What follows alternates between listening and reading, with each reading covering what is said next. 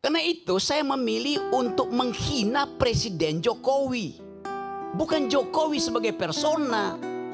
Yang saya hina jabatan dia tuh. Yang saya kira jabatan dia. Rocky Gerung menghina presiden. Loh, presiden bukan orang, presiden itu fungsi jabatan. Presiden ada martabat. Presiden tidak punya martabat.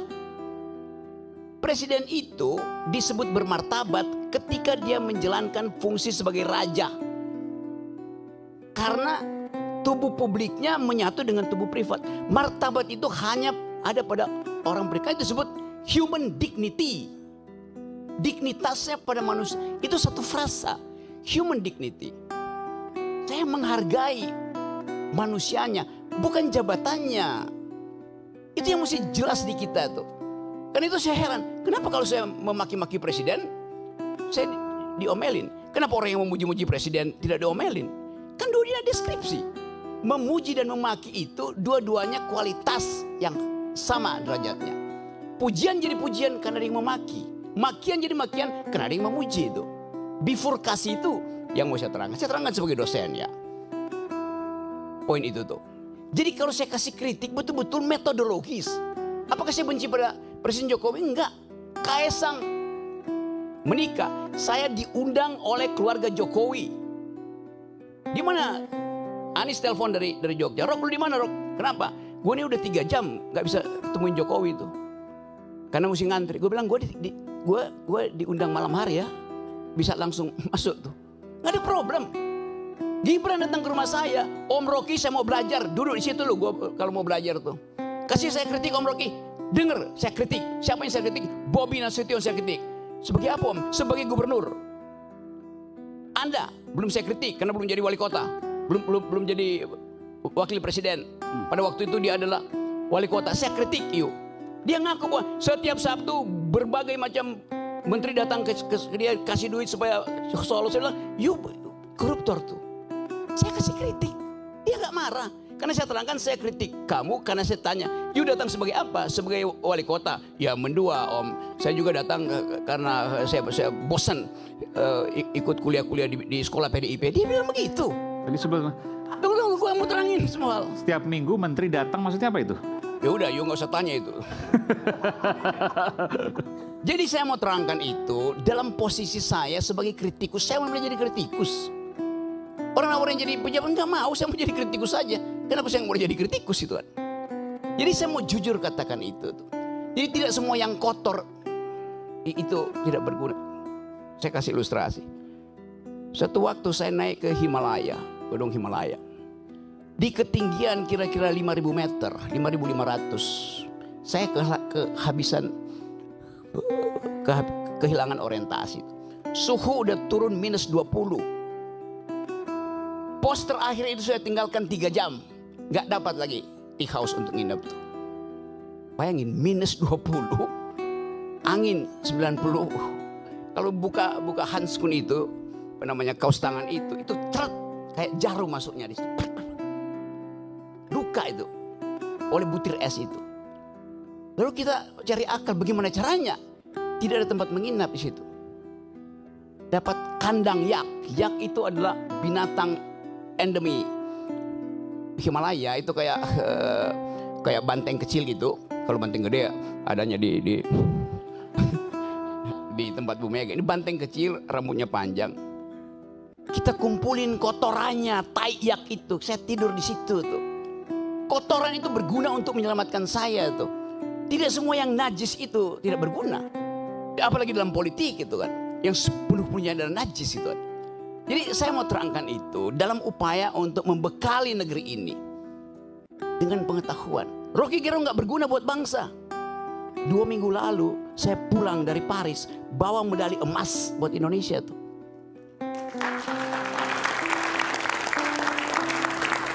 Apa dibiayai oleh negara? Tidak ada dibiayai oleh negara. Kita cari uang sendiri itu. Yang dibiayai negara itu justru diambil oleh menteri-menteri yang datang di situ dengan tagline Olimpik. Padahal saya tahu dia nggak punya cabang olahraga. Lalu saya puji Jokowi dari situ. Terima kasih Pak Jokowi karena memungkinkan saya membawa pulang medali emas tuh. Saya dibully di sini. Ngapain lu puji-puji Jokowi, Rok? Gue bilang sorry ya. Dia presiden saya ketika saya ada di luar negeri yang menang Indonesia. Saya ikut upacara bendera. Kenapa saya nggak mau bilang terima kasih pada Jokowi? Kan itu yang kita sebut value, kejujuran dalam berpolitik, Tuhan. Saya nggak punya hal, nggak punya masalah lain dengan pemerintah. Saya punya masalah dengan kebijakan yang mereka buat. Yang sebut kebijakannya itu dungu. Buktikannya sebaliknya kan.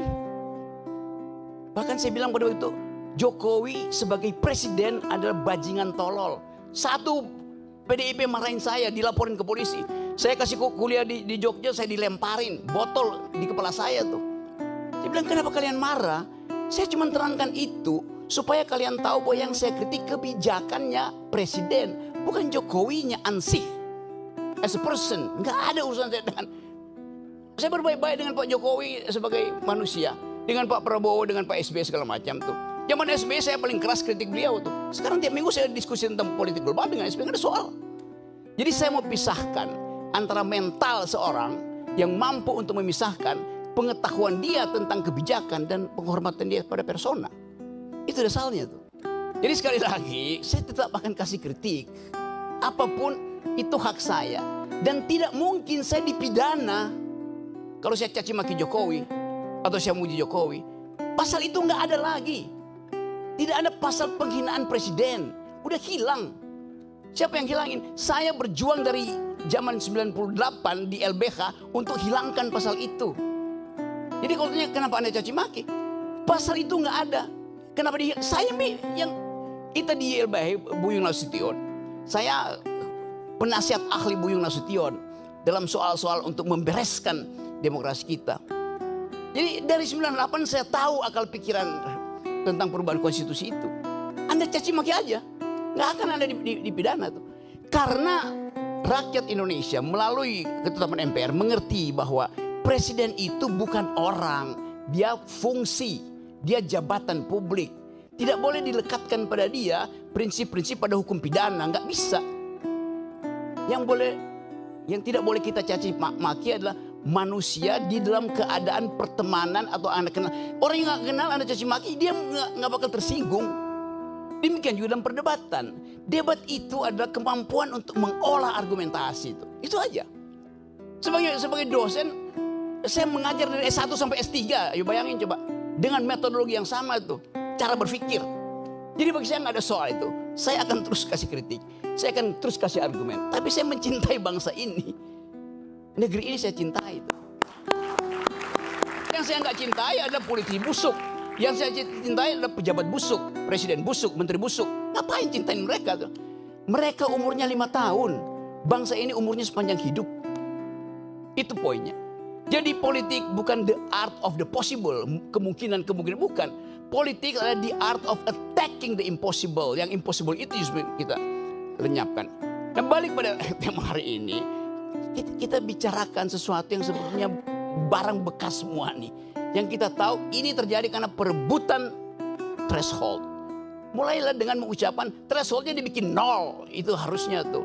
Supaya ada kesetaraan orang berargumen tuh. Supaya dia argumennya bagus. Bukan karena masa pendukungnya bagus. Karena itu saya terus-menerus mengatakan bahwa untuk menjadi calon presiden, calon wakil presiden, calon gubernur, calon bupati, calon apa aja, pakai prinsip pertama bukan elektabilitas, tapi etikabilitas itu. Ini calon pejabat ini pernah berbohong nggak? Pernah nyolong nggak? Kalau dia lolos etikabilitas, saya uji yang kedua, intelektualitas. Karena dia mesti berdebat dengan pemimpin dunia. Itu pentingnya latihan perdebatan.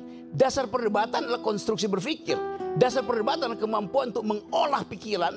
Bukan sekedar untuk retorika, tapi dengan logika. Jadi kalau seseorang pemimpin, pilkada misalnya. Dia lolos etikabilitas, oke, bagus, moralnya bagus. Tunggu dulu, belum selesai. Apakah dia mampu untuk mengunyah konsep, ilmu pengetahuan, sejarah, etc. Jadi loloskan dia secara etikabilitas, loloskan dia secara intelektualitas, baru dia kita izinkan diuji elektabilitasnya. Begitu logikanya tuh. Bukan elektabilitasnya diuji duluan. Elektabilitasnya bisa disogok ke lembaga-lembaga survei kok.